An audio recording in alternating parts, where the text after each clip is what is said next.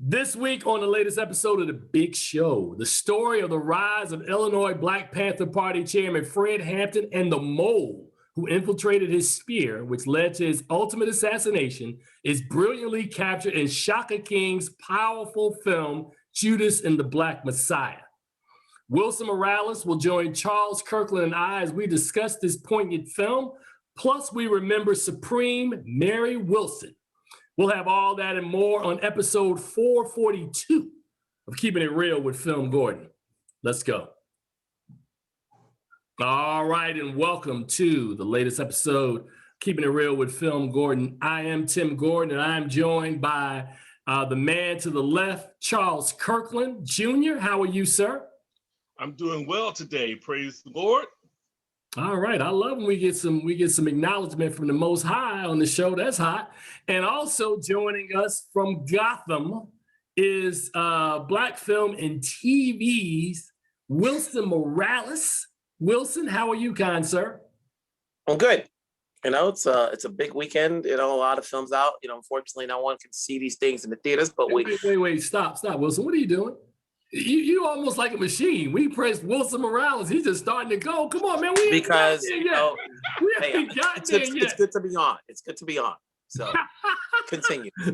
Charles, did you just witness what I witnessed? I said, hey, Wilson Morales. I'm so used to being on TV where you're like trying to maximize. You know, when they tell you got 4 or 5 minutes, like, go.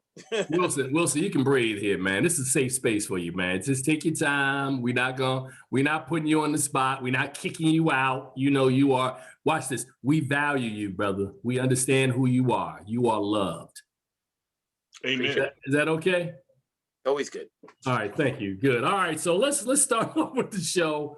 All of us are East Coast based, and I'm looking out our studio window right now, and it is not snow falling, it is ice. Like cold rain. So I just had to go right before the show and put out some salt so that I wouldn't slide down the stairs, and we'd have another conversation later on. So how are you guys doing in New York, Wilson, with the ice? Oh, there's no ice. It's not, you know, it snowed a few days ago. That's gone, but it's cold. So y'all don't have anything going on right now? Nah, it's just cold. You know, I think some restaurants are now starting to open at 25%. When it's cold and you know you've gotten used to either you got a phobia and you don't want to go out, you got cabin fever and you want to go out, you know, it's your decision. You know, what if you got cabin fever as a couple and you got cabin fever, you want to go out, but the person you in a relationship with doesn't want to be out? You know, don't go out. You got to compromise and open the window. And somebody just gave you the thumbs up, so that was a good answer. Charles, you know, it's like, wait, what do you want to do when somebody doesn't want to go out? You want to go out. Open the window. That way you get a little bit of air. And my answer is you coerce that person into going out. That was my answer. No, not gonna work. No. Okay. No. Honey, I saw a cat in a tree. I'm gonna try to save it. Wait a minute, I'm asking Charles. You're not getting anything where you are because you're about maybe 20-25 minutes from me. You're not getting anything. I'm getting a light rain. It's no ice, but everything freezes as it hits the ground. I think the further south you go, the more you get. But when you go up north, there's nothing. So, well, you know, I'm getting weather right now. So it's just me. If you putting salt down, it's clear that stuff is freezing. So that's our weather report, man. But it's been a very interesting week. And as I said earlier this week, man, you know, we are losing folks I'm not going to say it's at an increasing rate. It's just at a normal rate. People live, people die. This week, I woke up to the news that Mary Wilson, one of the 3 original members of the superstar Motown act, the Supremes, passed away this week at the age of 76. I was fortunate. I would say about 20 years ago when I was in radio, I was sent on a promotional junket aboard a ship, believe it or not, up in New York. And Mary Wilson was on the ship and got a chance to meet her, talk to her, tell her how much of a fan of her I was of her music, how much her music meant to that generation. Wilson, I know, had an opportunity to, I know you took a picture or posted a picture earlier this week. You were at the premiere of some play that Mary Wilson was that I'm not sure if Charles ever had an opportunity to meet Mary Wilson. No, you didn't. You weren't at the No. studio the day Mary Wilson came to the radio station. You know, Max posted that picture. I was there. I didn't take a picture with her, but I was there. No, And you probably were there editing, and you just didn't see her. But she was there. She was at DC Radio. That's probably true. I was probably working, missed the whole thing, but I do. Heather said she was there that day too, so I know you were there. You just didn't see her. You weren't paying attention. But I was there when Mary came in and met with Max, our program director. And of course, I'm hard at work and nobody says anything to me, so I missed the whole thing. Is that what you're telling me? Pretty much. Pretty much. That's what's happening. So, Wilson, I'll start with you, man. I realize you're a little younger and you went to Cornell and they didn't play a lot of Supremes up there. But, you know, what are these are shots at Wilson. What are your memories, man, of the Supremes, and or did you have any? Because you know, I don't know if that was music that kind of permeated for you. No, not really. To be honest with you, it's sort of like you know, it's the Supreme. At least through my my memory of the Supreme is that obviously you know the songs, you know, Lady Sings the Blues from Diana Ross, who was a member of the Supremes. I didn't dig deep. You know, it's kind of funny. You know, like when you say the Supremes, you think of Diana Ross, then you think of Mary Wilson. I couldn't even tell you who the third person was. Wow. Am I wrong? Who's the third? The Flo Ballard is the other person. And the thing that's funny is if you watch Dreamgirls is based on loosely based. And I'm doing loosely because the people that didn't say loosely before, the Motown lawyers come for you but that ain't what happened. A lot of it. Well, Mary, obviously, because Mary had a career after Supremes and she continued to sing on, and you know, because most of her affiliation was through Supremes, you know of those two names. You know, right. With the third person, I don't know much about her, so it's always like you can't name all of them. You know, that's pop quiz. You ask 10 people who name all the Supremes, you'll get Diana number one. I think 10 out of 10 will say Diana. I think 6 or 7 will say Mary, and I think 2 out of 10 will probably know the third person. You know. Wow, man, I'm stunned. I'm stunned that Wilson doesn't know that, but that's pretty. But again, not making fun of it.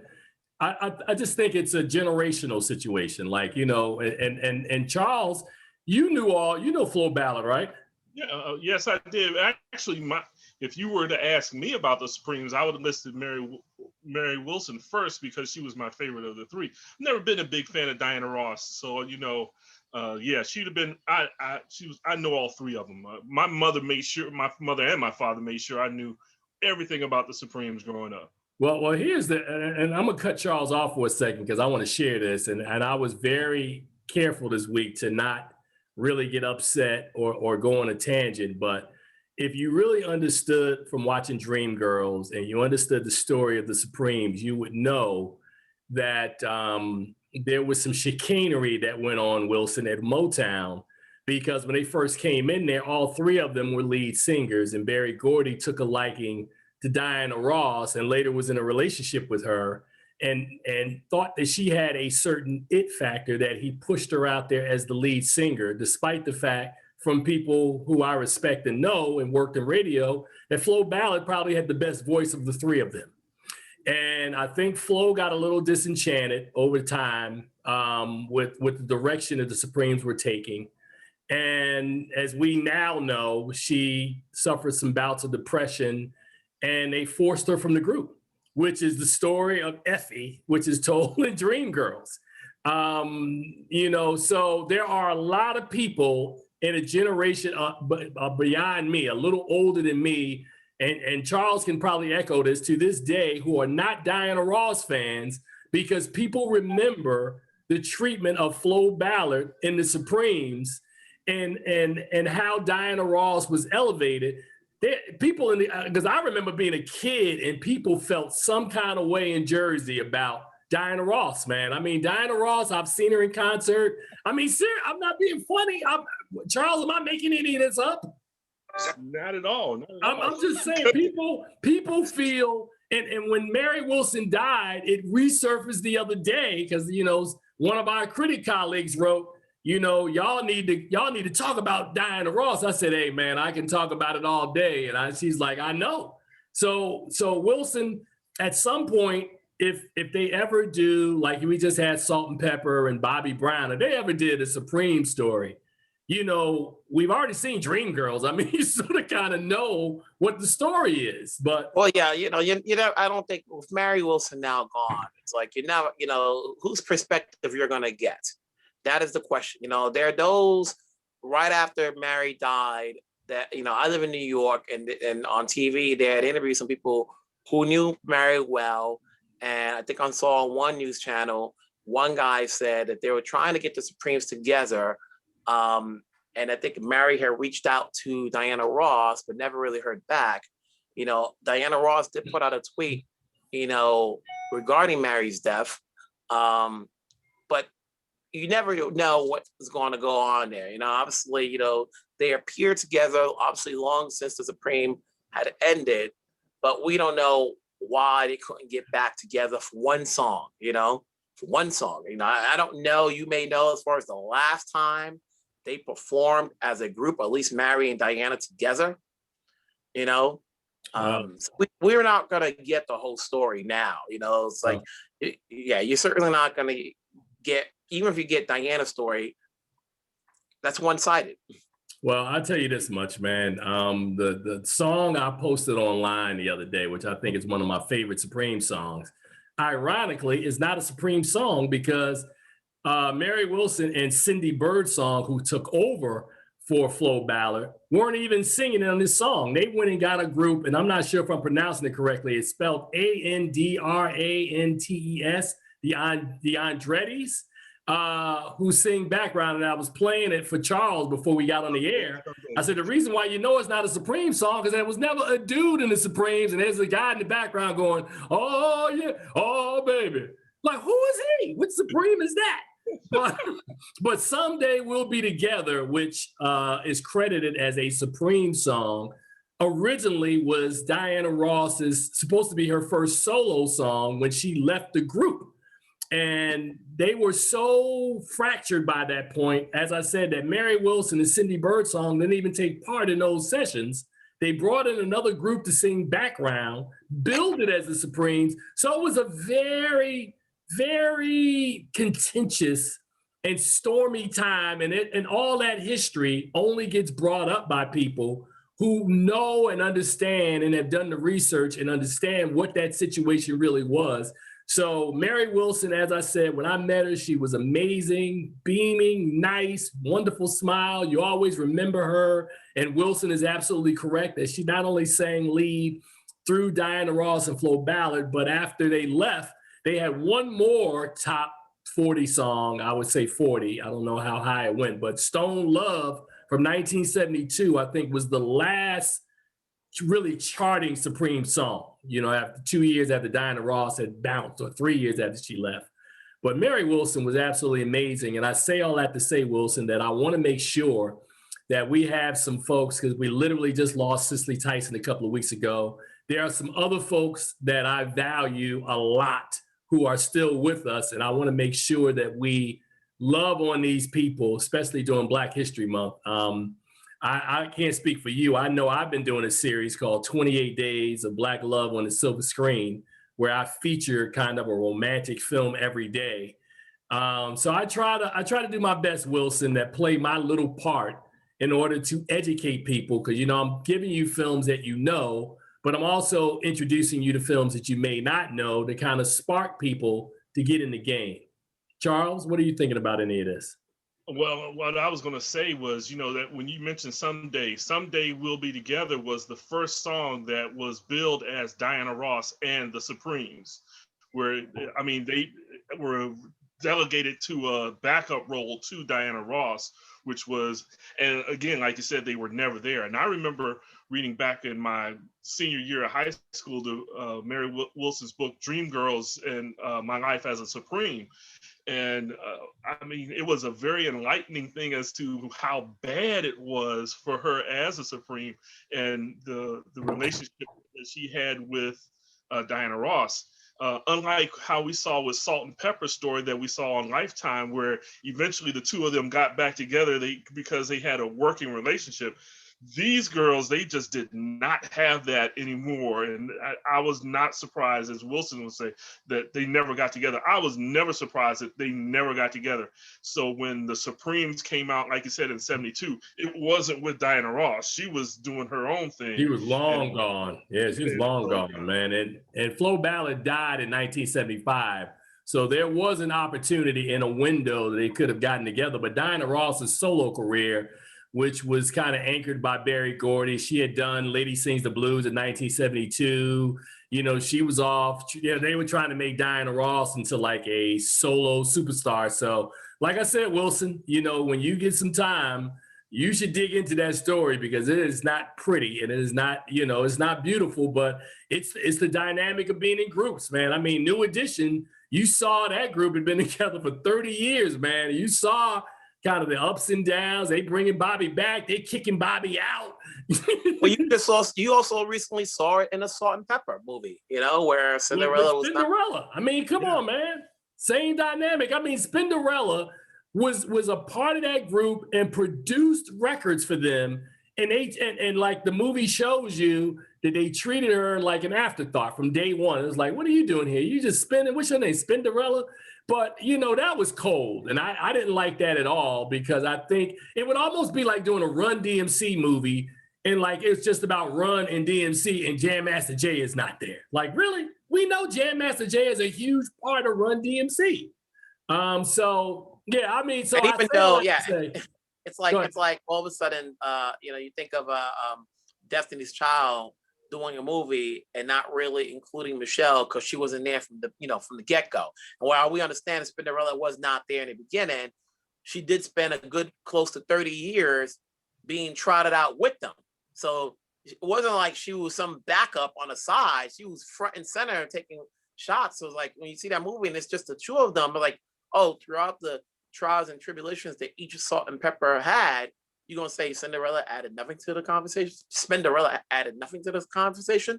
But anyway, you know, we don't want to go into that. You know, we got a lot more to talk about this week. You know, we got a lot of films out this week. All right, so go ahead, Wilson. Now watch this. Hit the button. Go ahead, Wilson. Hit it. What's going on this week? Like, you know, you've got obviously the big one is Judas and the Black Messiah that's out, you know, directed by Shaka King, his first big feature movie. Not his debut. He did a movie called Newlyweds years ago. The movie is produced by Ryan Coogler and Charles King of Macro. Ryan Coogler, obviously, we know who he is. The movie stars Daniel Kaluuya as, you know, Black Panther, Fred Hampton, who was killed at age what you said, 1. Daniel who? Daniel Kaluuya. Kaluuya. Yeah. I'm just trying to help you because I don't want people sending me mail about what did he say? So yeah, Daniel anyway, Kaluuya, go ahead. You know, as Fred Hampton, who was murdered at the age of 21 through the betrayal of William O'Neill, who was paid by the FBI to infiltrate them, you know, but it stars a bevy of young talent who I hope to see down the road in future films. You also have another film that's out that's called Breaking News in Yuba Country. That's directed by Tate Taylor, who's done The Help and Get On Up. But the screenplay is written by Amanda Odoko, you know, a young Black African-American woman, and it's produced. One of the producers happens to be Franklin Leonard. Now, the screenplay was on the Blacklist, you know, which is created by Franklin Leonard, and you know he's put out a list every year, but this is one of the few films that he wanted to get on board. And the reason I bring this up is that you rarely get a big studio film, you know, that has a white lead and Allison Janney and a mixed cast, you know, with the likes of Regina Hall and Mila Kunis and Alfred Aquafina and Samira Wiley, you know, and Juliette Lewis, you know, in there that's written by a Black woman. I can't recall a film, and I'm not thinking all the way through, that was written by a Black woman, you know, with this cast of caliber. You know, it's like, that's huge. You know, it's huge. You know, so you have that. What else is out this week? You know, you've got the Jodie Foster film, The Mauritian, which her and her her and her co-star, Tahar Rahim, were both nominated for a Golden Globe for their performances. Tahar for Best Actor, Jodie Foster for Best Supporting Actress. You know, so yeah, and then you have The World to Come, which played at Sundance, that stars Katherine Waterston, Vanessa Kirby, who received a Golden Globe nomination for her other film, Pieces of a Woman, and Casey Affleck. So you've got a number of those films that's out now. So, you know, this week has a bevy of films, but obviously for the sake of the Black community, the big ones are Judas and the Black Messiah, and definitely breaking news, because I want to show some support and love for a Black screenwriter. Well, you know what? I'm proud of Wilson, man, because we've been talking about the Mauritian, and I don't know what Wilson called it, the Mandalorian, the Mando. What? They calling me out? I'm teasing you, man. I'm saying Wilson butchered that title. So I never butchered that. That was the other guy named Wilson. Oh, that wasn't this Wilson. All right, well, no problem, man. I told you there's a clone out there, a doppelganger. see, Charles, that's that Cornell when you get a doppelganger, you know, in the middle of a conversation. So no, man, good stuff there, Wilson. But now I want to pivot to the film that I used as my backdrop today, Judas and the Black Messiah. There's no secret between us, the three of us, that there are conversations that we have off air. And I remember talking to you, Wilson, when I saw this trailer for this film, and I told you how underwhelmed I was, because looking at the first images of Daniel Kaluuya as Fred Hampton, I was like not sold at all. And it was only after I had an opportunity to see Shaka King's film, and I've watched it now several times, that I think it's not just a strong film. I just think it's a powerful and impactful work from this man. You know, I know the story of the Black Panther Party. I think of all the movies they've ever made about the Black Panther Party, I think this one is probably the one that has the most gravitas. I will use that word. But how many films have there been? You know, there's Mario Van Peebles' Panther. You've had, I was trying to think, there was another film that had a Panther element in it, but it wasn't really about the Black Panthers.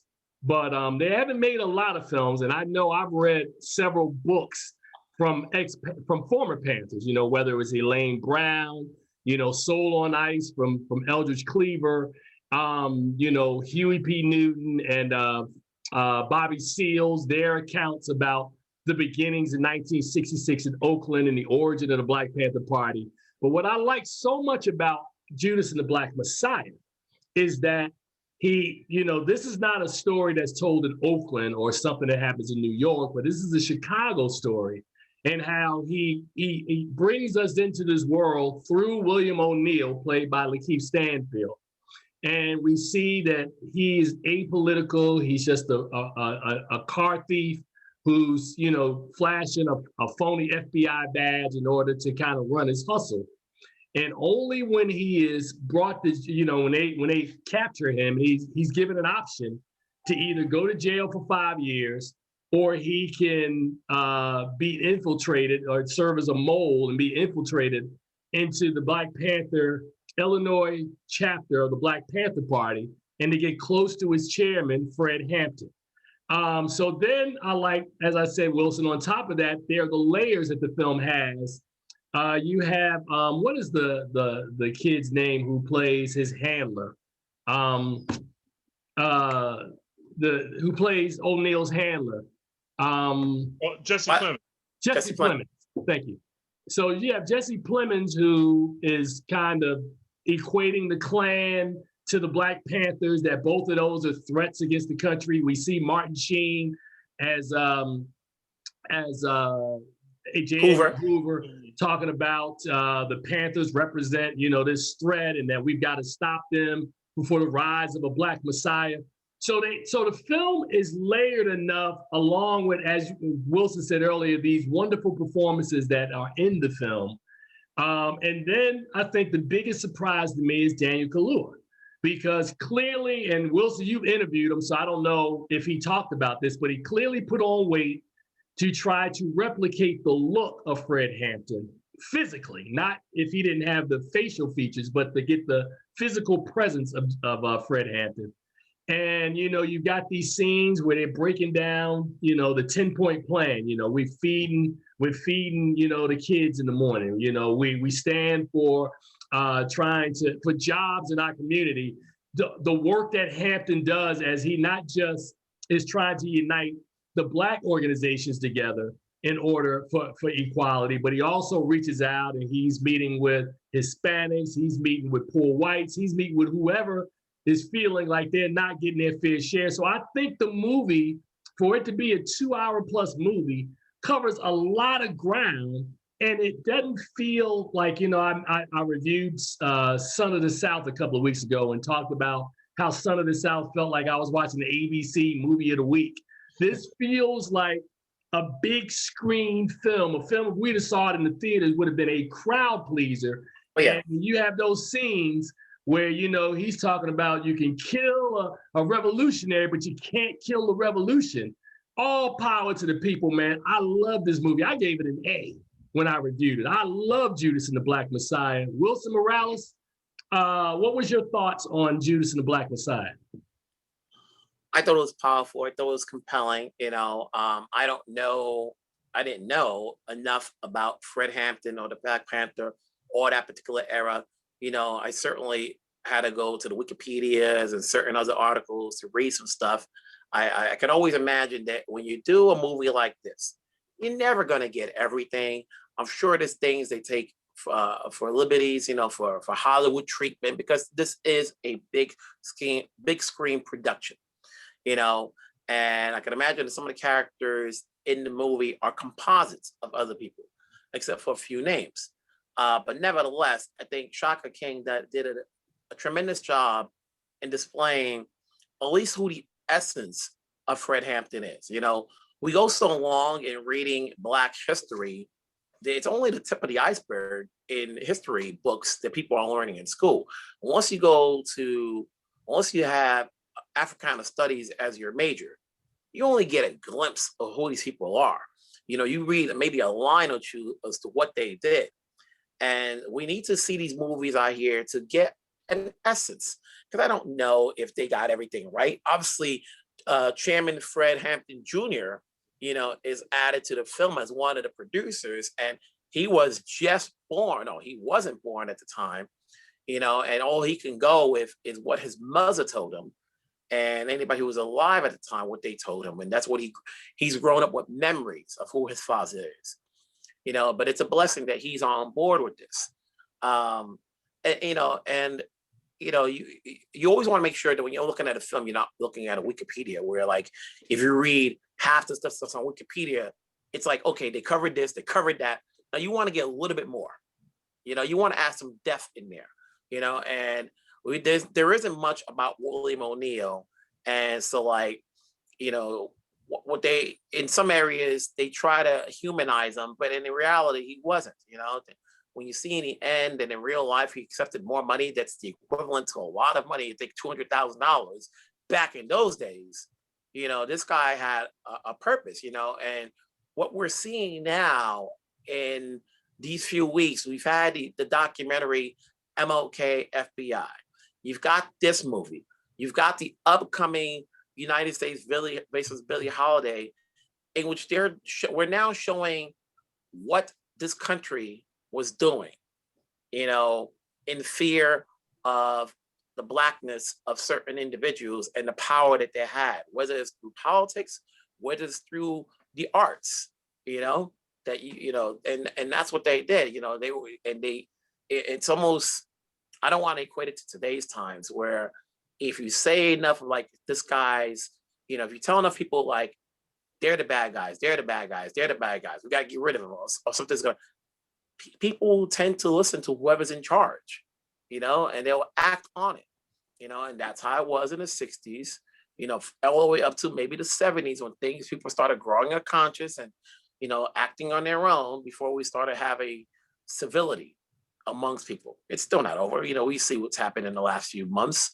But I think Judas does an amazing job in showing us the essence of who Fred Hampton was, and you start thinking, this guy was only 21. Look how much he accomplished at that age, that he was a leader of people at that age. You try to find now, you look at TV now, and you ask yourself, who's leading a crowd at the age of 21? You look at, Amanda Gorman, who's not a Black Panther, but you see what she's done at her age with her poetry reading and how everybody knows who she is. And we're expecting more greatness from her, and she ain't even on that level, like on that realm of Black Panther. She's her own person. But look but look how much we're praising her now at her young age. And we need more of that. We need more leaders, that's gonna, think about, Jesse Jackson, how young he was, and come on, he's one of the last ones still alive, we just saw last year the passing of John Lewis, and you saw what he did, we need more of those individuals out there. The thing I say about Judas and Black Messiah is I think it's a movie for people to see, to get their own opinion, whether you like it or not, you're going to get an idea, because these are individuals we need to know about.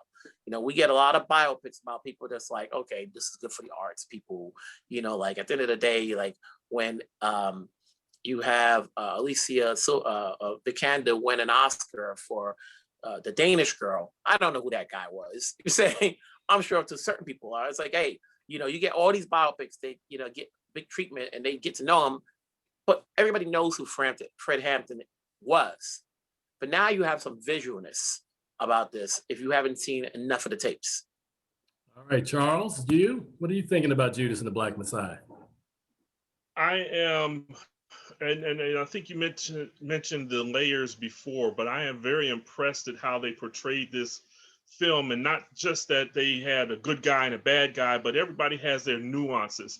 Even the Jesse Plemons role, where he was working for the FBI, and he was indoctrinated to do what he was told to do. But there were times when you see that he had some conflictions about what he was doing. And so not everything is black and white in this, and that this is a good guy and that's a bad guy. And, I really enjoyed seeing all the layers that they created, and knowing that Fred Hampton Jr. was part of it. He could have easily said, okay, O'Neill was a terrible dude and he did all this and that and the other, but no, they did give some depth to his character. And I think that Keith Stanfield does a wonderful job in portraying not just the things that he had to go through, but how it actually made him feel in some points in time. So I was really impressed by that part of the film.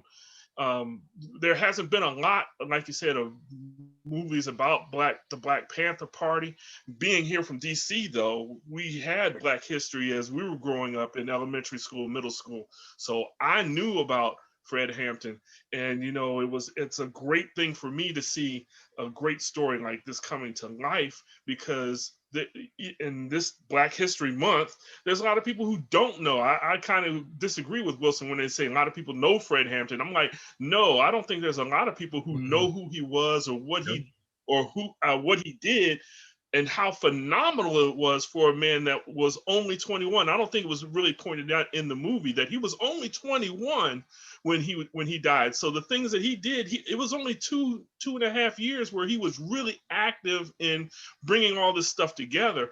And just if we had leaders like this today, where could we be? So I'm hopefully that someone sees this and gets inspired as well by not just the story, but who Fred Hampton was and what he did for the community in Chicago, unifying people in Chicago, impressive work. And so I really enjoy this movie.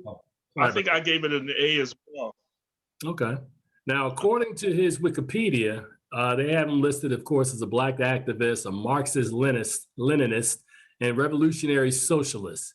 Of course, Hampton came to prominence in Chicago as chairman of the Illinois chapter of the Black Panther Party, and was the deputy, I didn't know this, and the deputy chairman of the National Black Panther Party. Wow. In this capacity, he founded the Rainbow Coalition. Remember that phrase? a prominent multicultural political organization that initially included the Black Panthers, the Young Patriots, and the Young Lords, and an alliance among major Chicago street gangs. So you think, the Blackstone Rangers, trying to think of some of the other not influential, but some of the infamous major gangs in Chicago to help them in infighting and work for social change.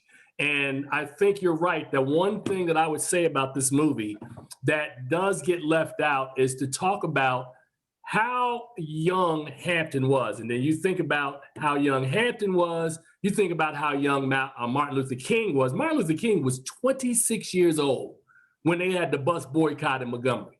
Think about, so, and then I posed the question to all of you guys, because I know what I was doing when I was 21 and 26. And it was not about trying to move our people forward in either case. Wilson at 21, I mean, seriously, I mean, think about being 20. I was in college. Yeah. Drinking old Mad Dog 2020. Hey, man, I mean, and that's normal. You talk about people like Gorman, even Malcolm Little, who became Malcolm X, was prominent in that movement at a very young age, man. I mean, you know, we talking about the late 50s. Malcolm was probably like in his late 20s, early 30s, man, when he came to prominence, man. So, you know, it's very interesting to me that, you know, the film, you know, one of the small minor knocks about that film. But the other thing about the film that I wanted to talk about was the idea of this story had been circulating around for several years. And I know F. Gary Gray was attached at one point to do this story as early as like 2014. But the idea came from two twin brother comedians. God, what are their names? Hold on a second. The Lucas brothers. Lucas brothers from Newark, New Jersey, my homeboys. Came up with the idea, you know, anytime there's some Newark or some Jersey involved, like Queen Latifah, you know, I gotta talk about all this stuff. But the Lucas brothers, two comedians came up with the concept that this should be a movie. And now here we are 7 years after their initial push in order to get this movie. Now this movie comes to the big screen. And what I love about it so much, and to Wilson's point, and then Charles kind of touched on it a little bit, is I would say maybe 2 out of 10 Americans knew who Fred Hampton was, man, because as time goes on, if there's not a huge push, but the fact that there's a big film about his life story, he's forever immortalized now for people. And whether or not, you know, people go back, like when Spike did Malcolm X 30 years ago, there was a huge amount of young people who didn't know who Malcolm was. And through Spike's marketing with the X hats and all of the stuff they did, he introduced Malcolm X to a new generation. This film is doing a similar thing for Fred Hampton. And Wilson is absolutely right. There's so many different biopics that we as Black critics sit through where I'm like, I don't really care. I mean, you know, okay. I was in Toronto a couple of years ago, and they did a film called The Aeronauts. Remember that, Wilson? And, you know, biopic about, I was like, you know, a hot air balloon. Okay, cool. I'm like, womp womp. Right. So this one is a part of our community, and I would love to see more stories told about key members of the Black Panther Party. I'm not just talking about Newton and Seal. I would like to see a perspective from the women in the party. That's why Elaine Brown's book, A Taste of Power, which I read like 15 years ago. Great story. And also somebody, and Wilson's probably never heard of this guy either, and maybe Charles, you either. Bunchy Carter. Bunchy Carter, his name was mentioned in the movie. Bunchy Carter was an LA gang leader who saw Huey Newton speak at a rally and had a membership of 5,000 in the street gang, and he pledged the allegiance of himself and his entire organization, and they all became Black Panthers. And of course, Bunchy Carter died in a shootout on the campus of UCLA because there was a shootout between them and a rival group, which DC-based us, Ron Karenga. Yeah, us. Remember that? So a lot of this history, I believe, needs to be put on cinema, put in film, so that people will at least have a working knowledge of some of these people, and these people are not forgotten. It's easier said than done. Obviously, we're at a time right now where you need big name producers that can have the power of saying yes and overriding those decisions of people who want to say no. At the end of the day, this is show business. So they have to say it, the number crunchers are going to have to tell themselves, are we going to get an audience? You can always make a movie. You can always make this movie. But the question is, how big or small do you want it to make it to get it in the eyes of others? If this had been in theaters, how many people would actually go out to see it? You think about Just Mercy last year, also based on a true story. They didn't bring in with as big of a heavyweight as Michael B. Jordan, Brie Larson, and Jamie Foxx. It's not like that was $100 million grosser. No. Now that we have a platform as HBO Max, which a lot more people have and it's more acceptable than going to the theaters, a lot of people can see it. Otherwise, opening weekend is always that I don't know if I'll catch it this weekend. Pre-COVID, if you don't catch it within the first 2 weeks, that's it. You're never going to go see third or fourth weekend because now you have other movies to come about and the marketing drops a bit, but because, the playing field is now equal because, nobody's really going to the theaters and, you're not worried about this movie's in 4,000 theaters and this movie's in 200 theaters and you got to find out where you got to drive over. No, it's on HBO Max, which a lot of people can have, and they can watch it as many times as possible. And that if they didn't get it the first time, they're going to catch little things the second time and the third time, But I believe it's on HBO Max for a certain window. Now, which film are we talking about? Judas and the Black Messiah. Okay. Yeah, absolutely. I think it's a month and a half that it's going to run, and then it's going to be only streaming after that.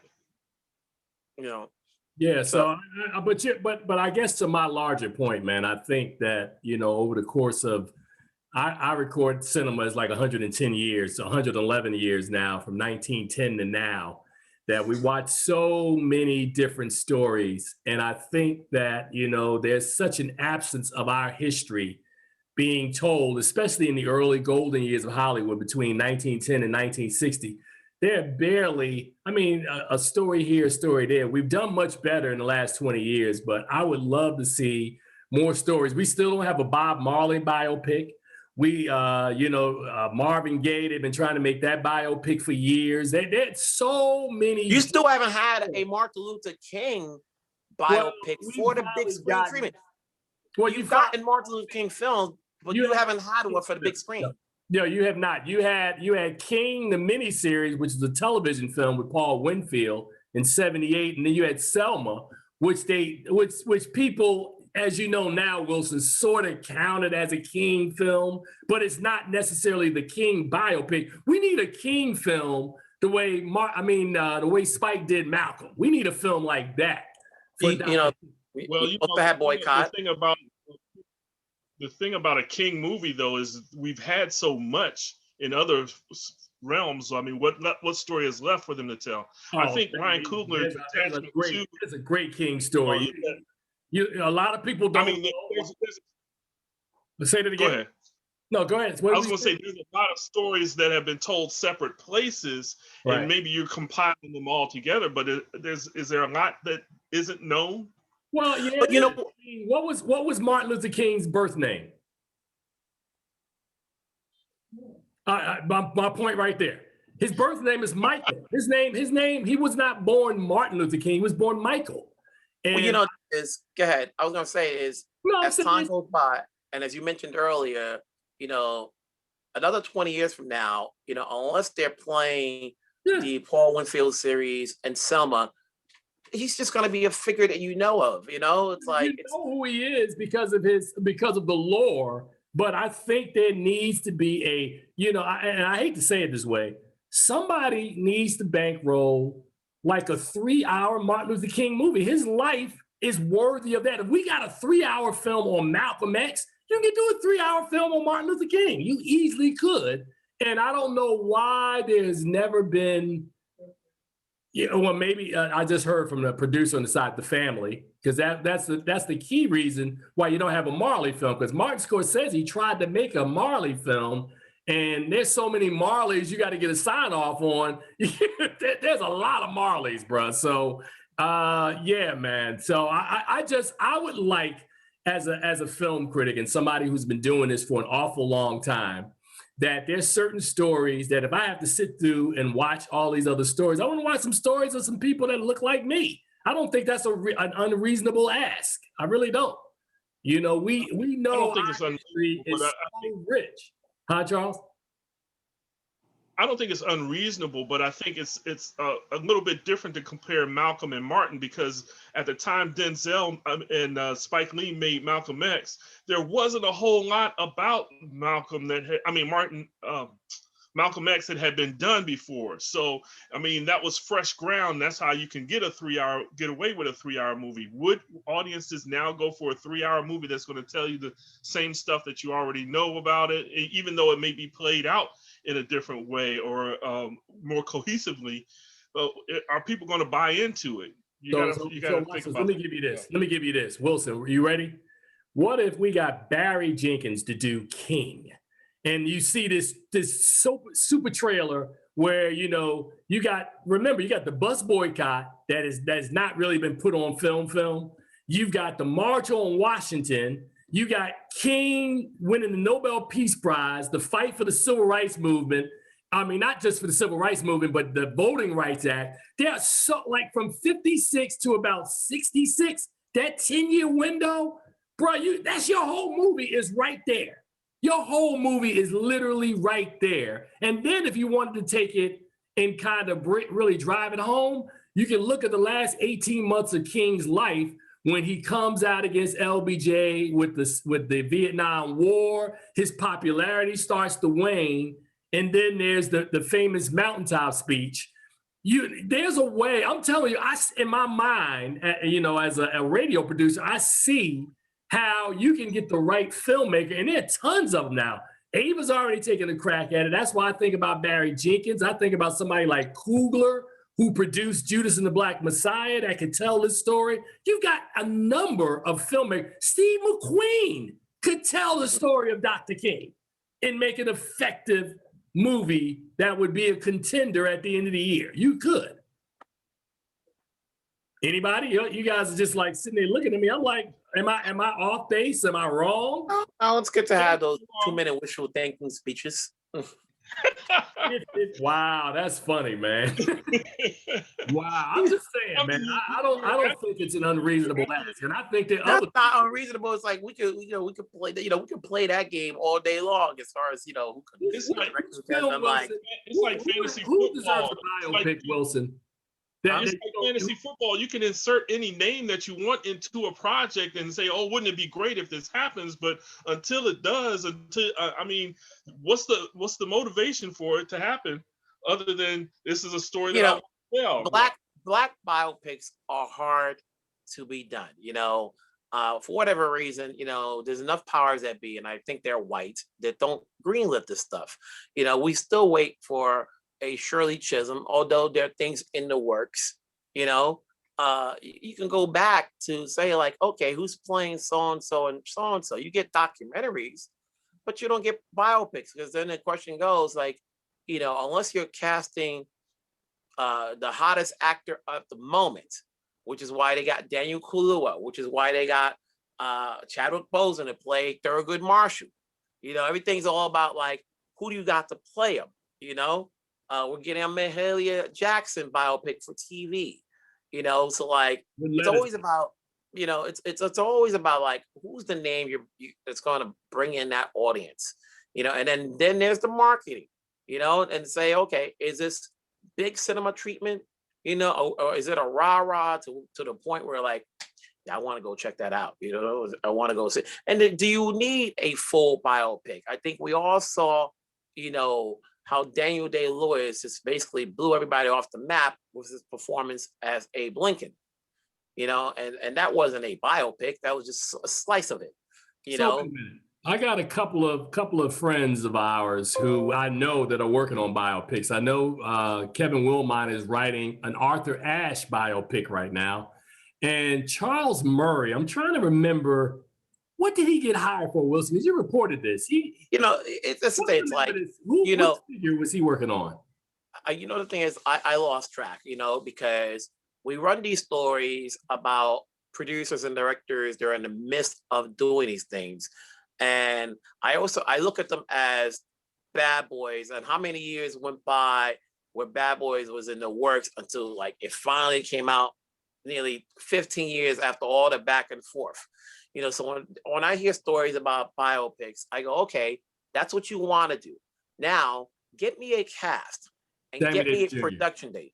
Huh? Sammy Davis Jr. That's the one he was. That's another one. It's like, you've heard it for so long. I go, get me a cast. Get me a production date. And since we're still living in COVID treatment, where no one's taking chances on doing any film that involves a large crowd, because I'm sure the insurance is up the roof, trying to get everybody tested on a regular basis, all those type of projects have to be tabled aside, for the moment, until you're at a point where like, okay, get the crowd. Like you couldn't do a Martin Luther King and create those March on Washington because you need a boatload of, extras, and we can't do that right now. Or you can CGI. If I was, you can CGI it, but it ain't real. You say you want the real joint. You saw what Ava did with Selma. You're saying like, as much as you can CGI it, you want the real thing. So if you have to be patient for it, you want, be patient for it. I can say this. I think I treat black biopics much like snow in DC. When they say you're going to get it, I wait until it actually happens before I look for it. Because you even talked about this in the Black Messiah. This movie has been in development for at least 7 years. And so, for it to get here, who knows when it's going to happen? So, there's a lot of time from when you sign somebody to write a script until it actually gets made. And there's lots of things that can happen in between the making, the writing and the making. But that's not just black biopics, though.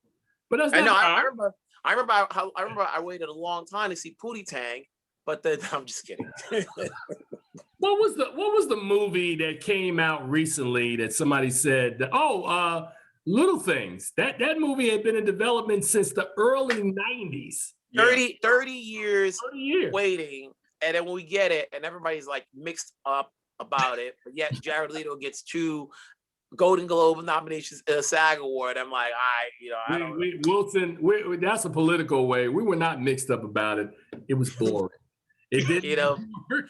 I was ordering Uber Eats. Like, can I get 5 cappuccinos? I'm faded. I'm just saying, man. I just think that we have a lot of discussion on this show around issues, black biopics, man, and celebrating not just this film that's coming out this week, but in 2 weeks, the story of Billie Holiday. And Wilson, to his point, when you talked about getting a hot actress of the moment. I can't wait to talk about Andra Day as Billie Holiday, because I think the other parallel for people as a primer, you should go back and watch Lady Sings the Blues. And I think that there is a really good side-by-side parallel with these 2 films because, and without reviewing it now, I think Lee Daniels, who I have a checkered past with his work. I'm not going to say that all of Lee Daniels' work is bad, but I'm damn sure not going to say all his work is good. So, well, everybody, like I said, there's an audience for everything, There's an audience for everything. So I'm not going to knock on, Lee Daniels. I think he's one. I respect Lee. Lee is one of four or five black men who have been nominated for a Best Director. So you can't sleep on Lee. Lee is a presence, man. Lee has made some amazing films. But I think, and as I said, in 2 weeks, we will really deep dive into the U.S. versus Billie Holiday. I know Charles and I got a chance to see the documentary Billie when it played at Middleburg. Maybe Charles didn't. I know I did. Reviewed it. Wilson, I know you have it. Huh? Yes, I'm going to rewatch it again, and then we can discuss that later. Yeah, so the Billie Holiday documentary, Billie Holiday, man, another person who, when you talk about black biopics, she's now, I guess she's gotten two. They made Lady Sings the Blues and now the U.S. versus Billie Holiday.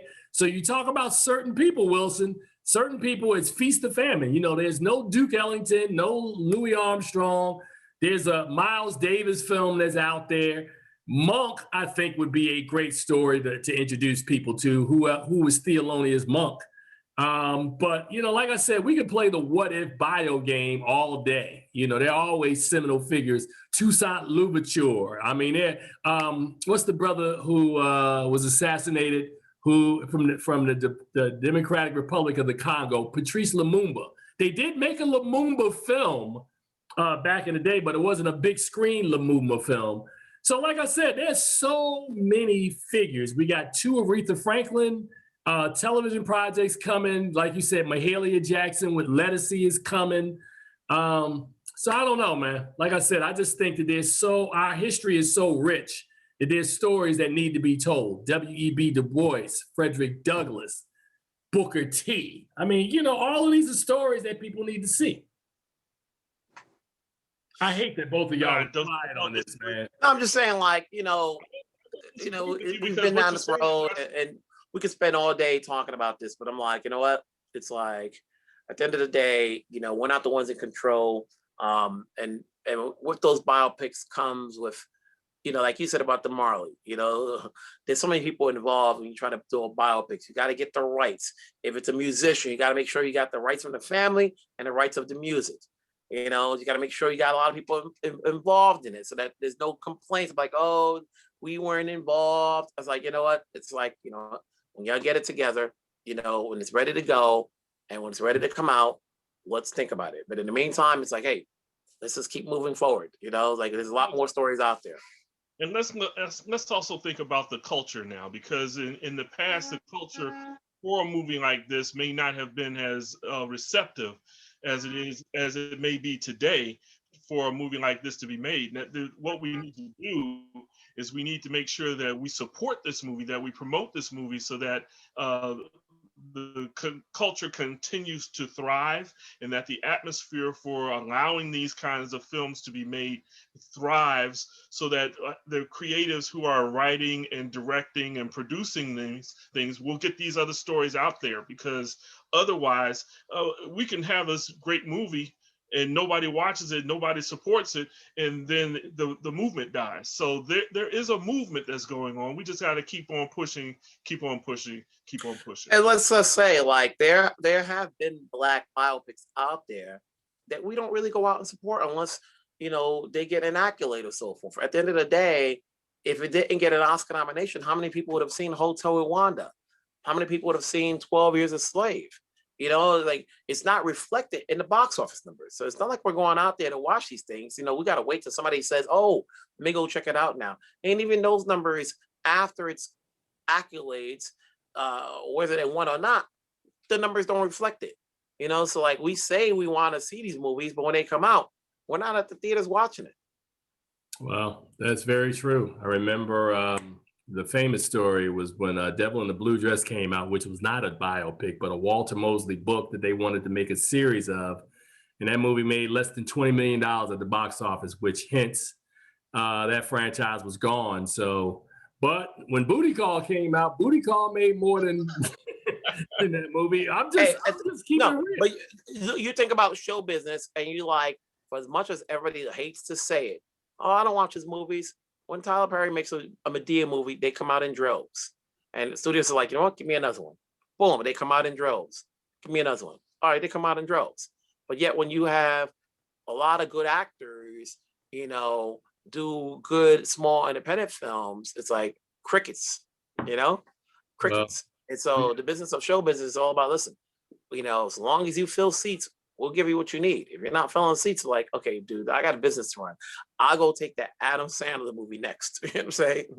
But we got 2 minutes left in this show, and I will just end with this. I remember one night Wilson and I got on the phone, and we had a conversation about Tyler Perry, and Wilson pointed something out to me that I was very unfamiliar with, that we went film by film. Remember this, Wilson? And you averaged out what the Madea films grossed, and then you averaged out the non-Madea films.